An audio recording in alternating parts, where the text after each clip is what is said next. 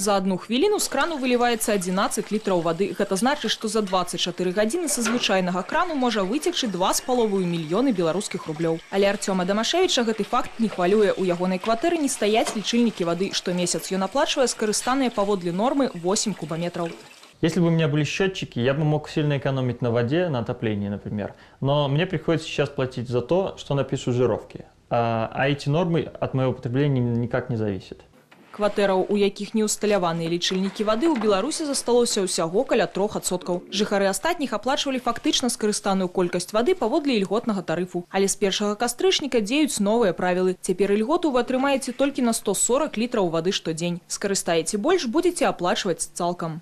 Я думаю, люди научатся экономить, и мы вложимся в тот тариф, который, или норму расхода, который у нас, как говорили по Европе, где-то в районе 130 литров за день.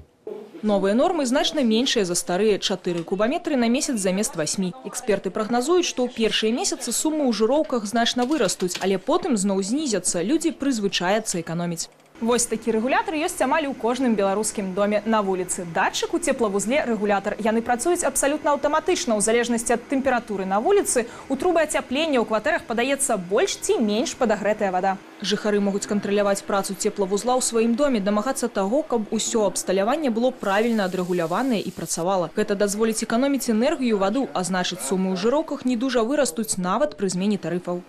Кошты на камунальныя паслугі паступова растуць. Урад плануе, што да канца 2014 года на тэхнічнае абслугоўванне мы будзем выдаткоўваць не 350 рублёў, а 1160. Тарыф на ацяпленне будзе каля 145 тысячаў замест 43. Амаль утрая вырастуць і ўсе астатнія тарыфы.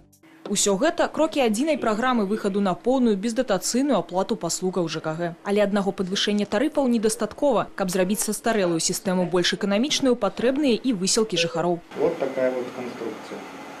Все стоит в автоматическом режиме. Ці ведаеце вы, што калі фарбаваць дзіцячыя пляцоўкі ў восень, а не ў весну, можна працягнуць тэрмін іх працы ў 2 разы і зэканоміць трыльёны рублёў. Гэты ды іншыя шляхі эканоміі шукаюць жыхары дамоў, у якіх арганізаваны таварыствы ўласнікаў. Тут не разлічваюць на ільготы і даўно плацяць паводле поўных тарыфаў. Должны работать экономические механизмы, чтобы вот этот самый жилец, заходя в подъезд и увидев открытое окно, ну кто-то курил, его закрыл, потому что он же заплатит за это.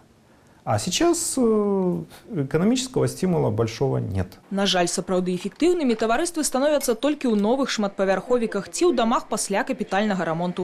Затое ў новых дамах або дамах пасля рамонту стварыць структуру, якая будзе займацца больш эфектыўным кіраваннем дому, цалкам мае сэнс. Слышите, начал клапан открываться. Вот и все.